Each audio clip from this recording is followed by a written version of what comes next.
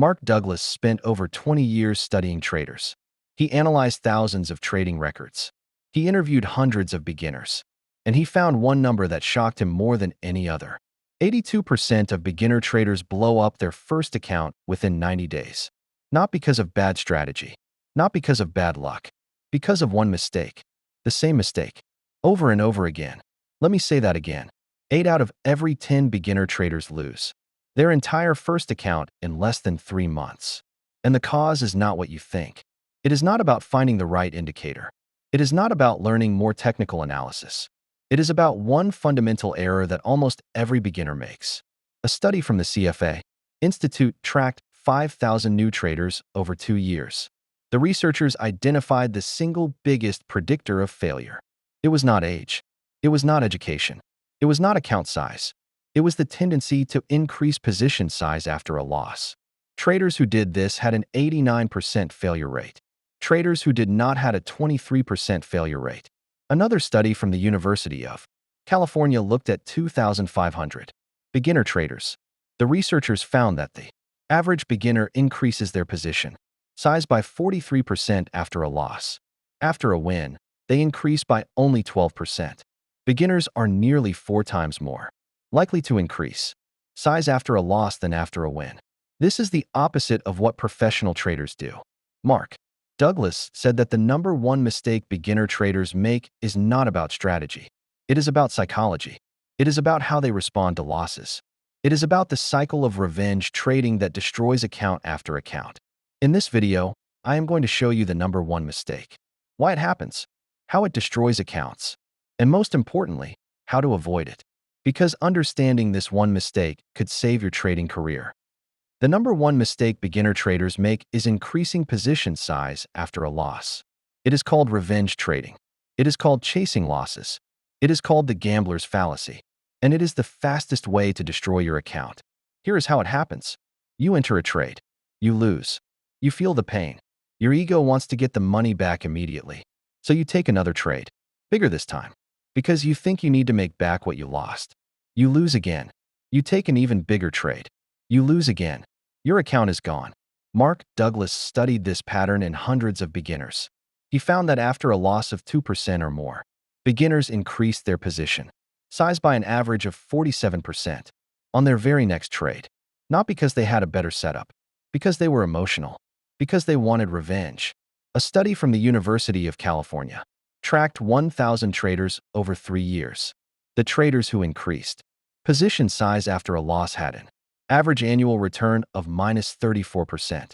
The traders who decreased position size after a loss had an average annual return of plus 22%.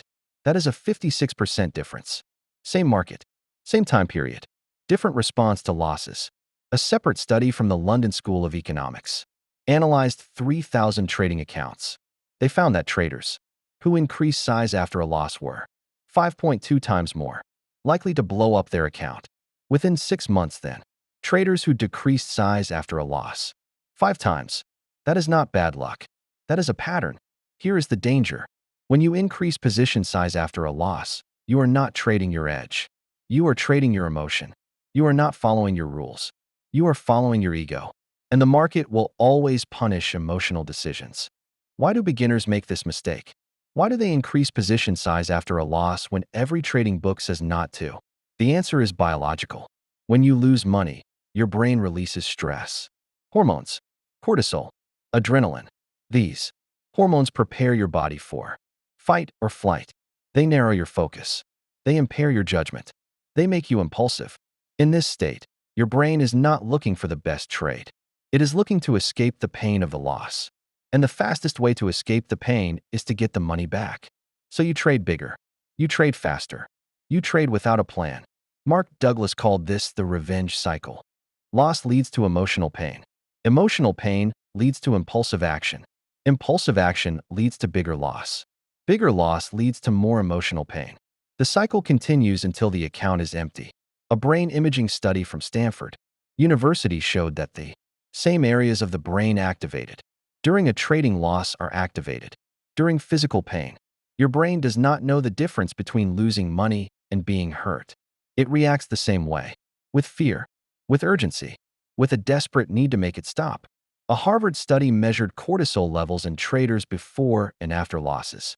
After a loss of 3% or more, cortisol levels increased by 58%. Cortisol impairs decision-making. It reduces impulse control. It makes you more likely to take reckless actions. Your brain is literally making you a worse trader after a loss. The number one mistake is not a character flaw. It is biology. Your brain is trying to protect you. But in trading, your brain's protection mechanisms destroy you. The only way to break the cycle is to recognize it, to anticipate it, to have a plan for when it happens. The revenge cycle has 3 stages. Mark Douglas identified them decades ago, and they are still destroying traders today. Stage 1. The loss. You lose money. It does not matter how much. $10, $100, $1,000. Your brain registers a threat. Cortisol spikes. Your rational mind starts to shut down. Your emotional brain takes over. Research from the University of Zurich found that after a trading loss, cognitive performance drops by 27% on average. That means you are nearly 30% worse at making decisions after a loss. You are not imagining it. You are actually dumber after losing money. Stage 2. The urge.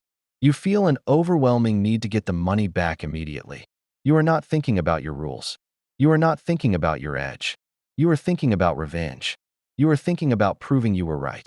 You are thinking about making the pain stop. A survey of 1,000 beginner traders found that 76% reported feeling a strong urge to trade immediately after a loss. 76%. Almost 8 out of 10 beginners feel the urge to revenge trade. The difference between successful traders and failed traders is not whether they feel the urge. It is what they do with it. Stage 3. The action. You take another trade. Bigger this time. Sometimes much bigger. You are not following your system. You are following your emotions. The trade goes against you. The loss is bigger. The cycle repeats. Mark Douglas said that the only way to break the cycle is to interrupt it at stage 2. Before the action. When the urge hits, you must have a plan, a rule, a ritual, something that stops you from clicking the button. Let me put real numbers on the cost of revenge trading. Imagine you have a $10,000 account.